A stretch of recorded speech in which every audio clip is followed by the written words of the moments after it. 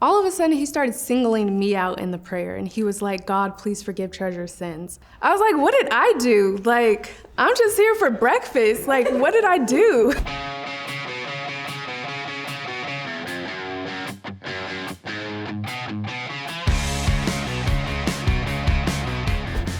I am Meg Scoop. My name is Keeta. My name is Treasure Cooper. My name is Jazz. And this is my Curlfession.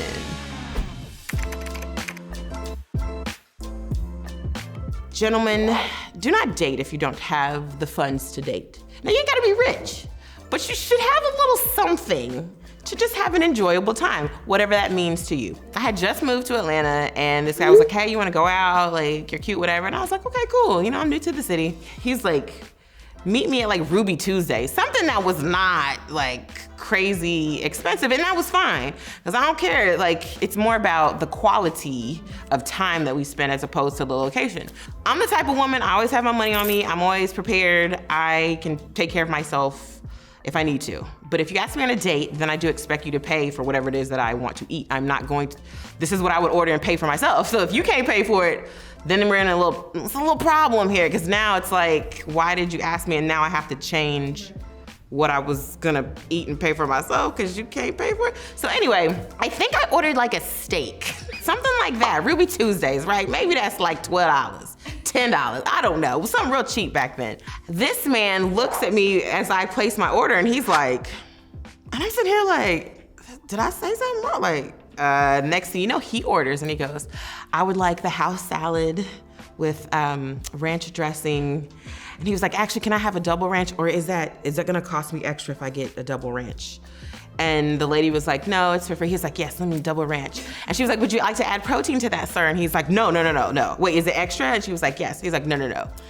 And she's like, what do you like to drink? He's like, oh, water is fine. And so I'm sitting here like, oh, he ain't got no money. So he's looking at me like, how dare you order this steak on our first date that costs like $12 at Ruby Tuesdays? Who are you? So I'm sitting here like feeling real terrible, because I'm like, yo, I'm over here slicing my steak up, eating good, and he over here with this plain, sad iceberg salad. After that, I was like, I'd like to get a drink. So I'm looking at him, I'm feeling a little like, can I even get a drink? I don't wanna ask, but I was like, you know what? I'll just pay for it myself if he can't do it. So I was like, yes, ma'am, I'd like to get a pina colada, blah, blah, blah. So he's looking again like, this chick is wildin'. Needless to say, at the end of the night, he was fumbling around when the check came, just kind of like, I just flat out asked him, I was like, do you have the money to pay for this meal? And he was like, I'll be honest with you. When I asked you out, I didn't think you was gonna say yes. I was like, well, why did you ask? Okay, so number one, your confidence is on zero, right? Like, you can't sit here and shoot your shot and be mad when the Lord bless you, right? So that's exactly what happened with him. And so I was like, look, don't even worry about it, bro. I got it. So I paid for both of us, and I never talked to him again. So moral of the story is, gentlemen, if you can't pay for a woman, don't ask her out, or be honest about it. Because I actually would have given him like more points if he was just like, look, I really want to take you out, but I'm in a certain place in my life right now that I can't like give you what you would like. So if you don't mind like just joining me, hanging out, whatever, you have to pay for yourself. Maybe I'll pay for you one day when I have it. I would have absolutely still gone out with him. And I probably would have gone out with him again, because it wasn't about him being able to pay for me, but he obviously just wasn't in the mind space to grow a relationship, so. A terrible first date that I had was probably being catfished on a dating app. Someone pretended to be someone that I knew in college. It was crazy, because I liked him like before, and I was like, oh wow, this guy's really whatever, talking to me. And then, then I realized like, wait, something's not adding up. Because we didn't FaceTime, that was the one thing. I was just texting back and forth, and I was like, Then I tried to FaceTime him, because I was like, let me just break the ice, and then he wasn't answering, so I was like, okay. I think I just blocked him and said, all right, deuces. I do recommend dating apps. I think that nowadays it's really hard to find like relationships just like going out. I think people aren't really focused on finding the one, like when they're going out. It's more just like you're with your friends and your family, and you're just like focused on that. You're not just like looking around. So I think it does help depending on which dating app you get on. I heard Raya was really good.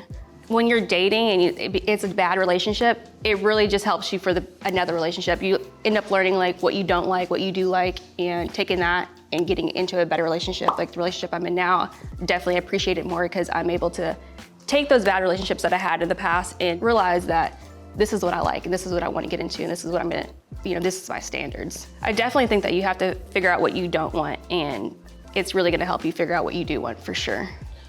A terrible date experience I've had, we were getting breakfast and he started saying a prayer, and all of a sudden he started singling me out in the prayer, and he was like, God, please forgive Treasure's sins. I was like, what did I do? Like, I'm just here for breakfast. Like, what did I do? It really rubbed me the wrong way because I just felt like I was being attacked, and I was like, how about both of us? Like, where is this coming from? Like, I didn't do anything today.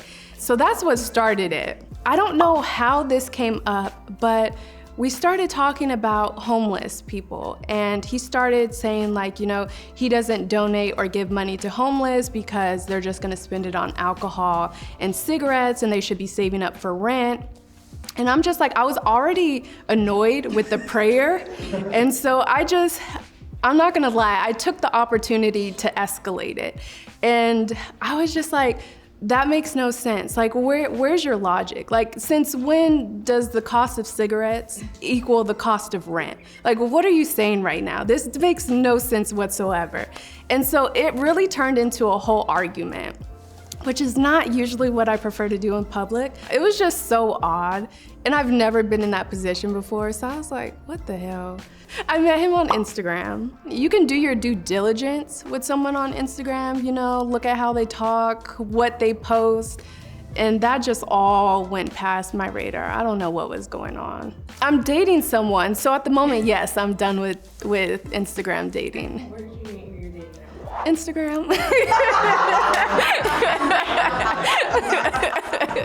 I don't really have a first date horror story to tell, typically because I don't really date.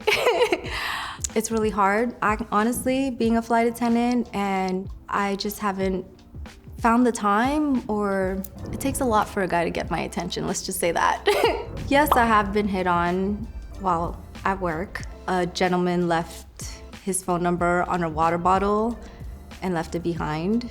Thought that was a very, slick, clever way to try to slide me his number and let me know he's interested. So I haven't dated in a while, but the last relationship I did have, I had to end it because it was gonna become a long distance relationship. So I had to choose my career over being in a relationship, meaning I had to move cross country, and long distance was not gonna work for us. My name is Treasure Cooper. My name is Jazz. I'm Keeta. I am Meg Scoop. And this is my Curlfession. Follow Curly Culture. What do I say after? Drop a question below and let us know what we need to. Hey you guys, what's up? I'm Ava Pearl, founder of Curly Culture, a community for people with all types of curly hair, from a 2A to a 4C. Let us know what you guys want to see in the comments below, and we'll see you guys on our next episode. And don't forget to like, share, and subscribe to the channel.